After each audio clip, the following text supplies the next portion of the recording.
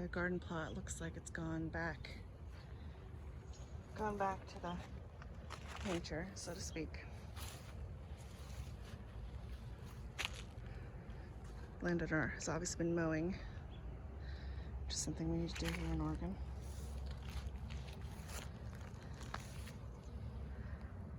See, there's beans and mustard. And I absolutely am dazzled by this variegated nasturtium. Did not buy a variegated nasturtium, so this is a sport. Pretty excited about that. This is interesting. These are carrots that have all been neatly beheaded. I'm very curious what's causing that. I would guess bunnies, but I'm not sure. Haven't seen any other bunny damage like this, so I'm not quite sure, but could be bunnies. Got some zucchinis that are coming up from some seeds I tossed down.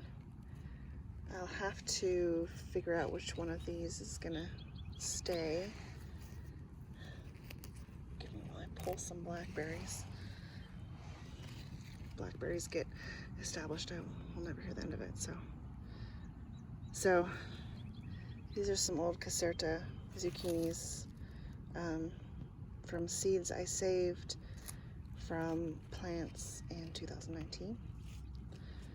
Didn't have good germination rate in the greenhouse, so I just threw what I have left out here, and pretty much 2/3 of them germinated out here. So seeds last for a long time, especially if they're stored in a cool, dry location.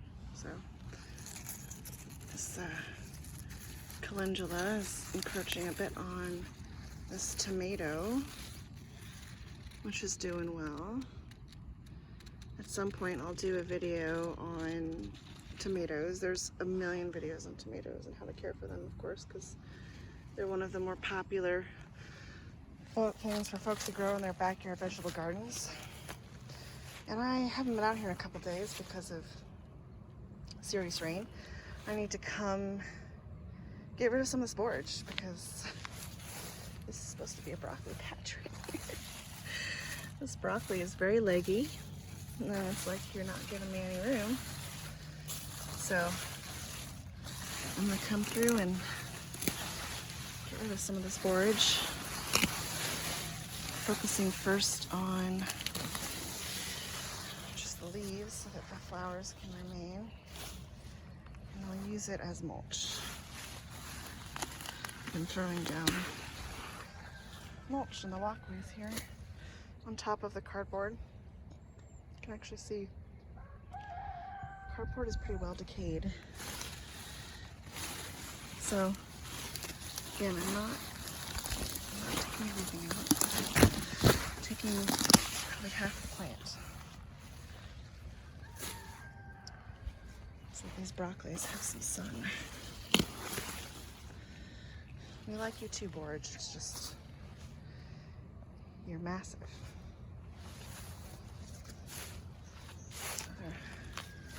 Cabbage that is huge. I got some kale here that I don't remember planting, but I must have planted it because it doesn't grow wild here. Got some red clover, calendulas,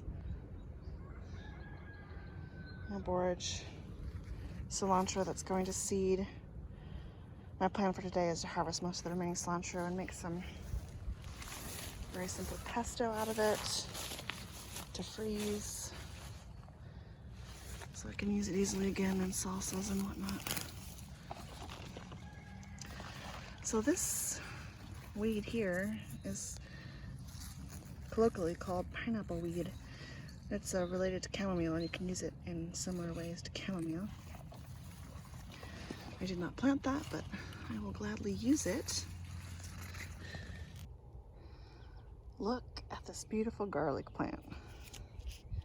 Now a lot of homesteaders would be screaming at me saying, why did you pull that up? It's clearly not ready. And I will say, because I'm gonna eat it. Garlic leaves are amazing. And to get a full bulb, you have to wait till the leaves die.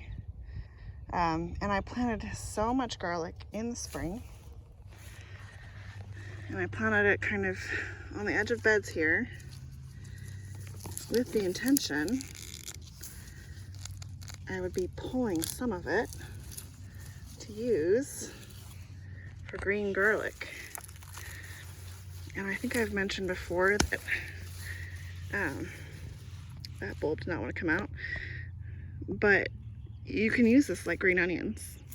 The leaves are a little bit tougher, but I just chop them finer, and at this stage they're amazing. Really good to add to your sautés, even your bread. Like literally make garlic bread with green garlic. You will be so happy if you like garlic bread. It is one of the delights that is garlic.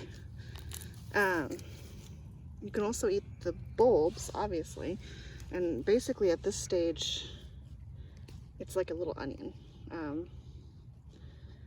and you can use it like an onion. So anyway, I thought that was interesting.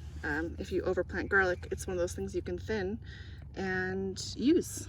Some of this I will be harvesting later on in the fall because it was spring garlic, and at some point I'll show you about the scrapes and all that, but for now I'm thinning it and eating it. I'm happy with how these crookneck are doing. I was concerned because they had transplant stress. They weren't going to do well.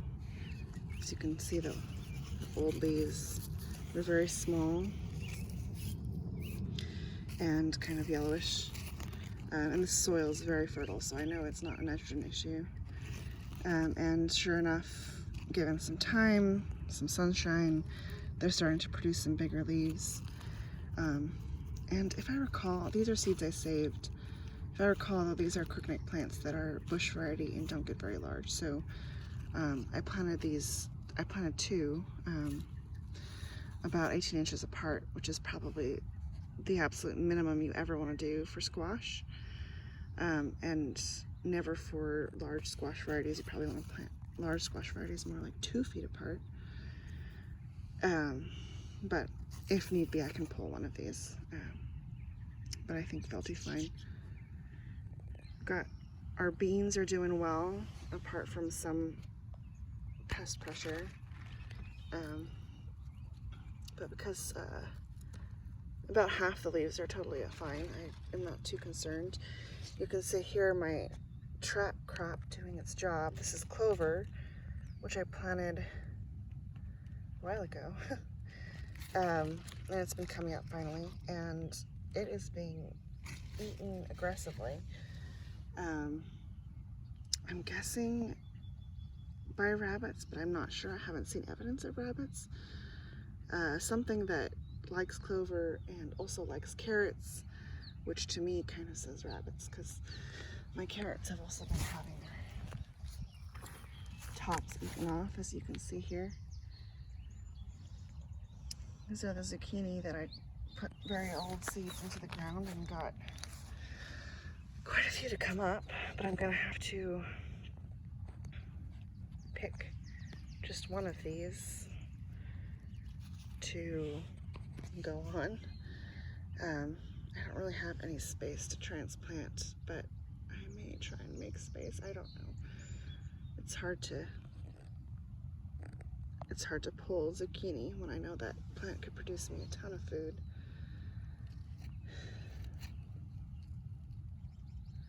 Got some beans here as well. These are bush beans. And this borage. It's at the point where I'm comfortable starting to harvest some of the borage flowers to eat, because there's enough of it, surely, to feed everyone that could possibly want some.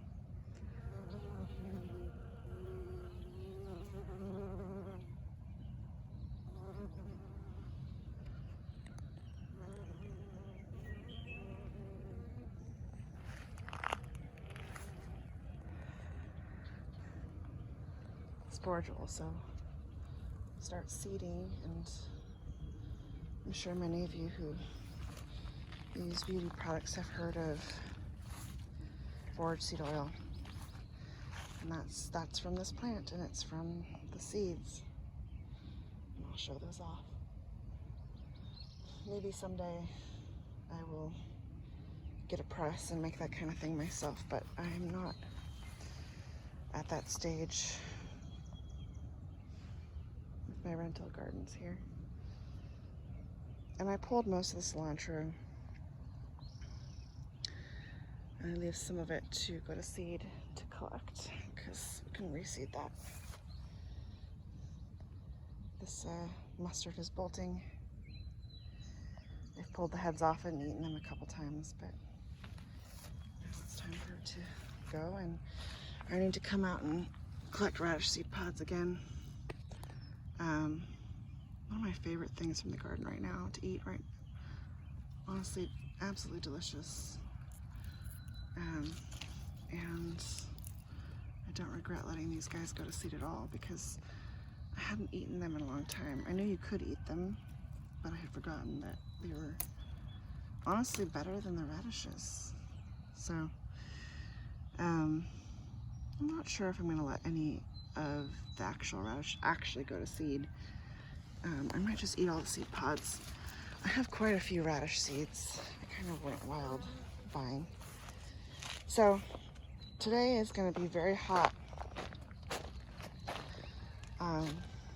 So I'm out here watering early in the morning, and I need to pick that lettuce as well.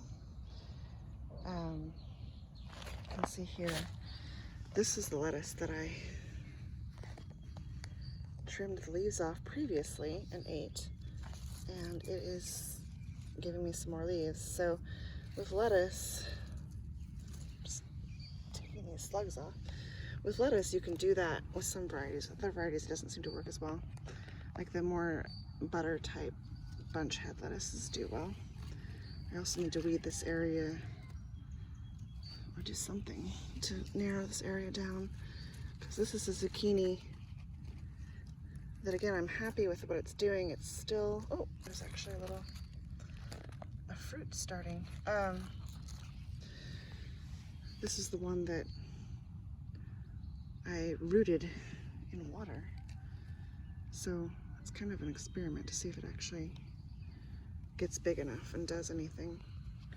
If it just produces one or two fruits, it's not really a success. It's not for zucchini.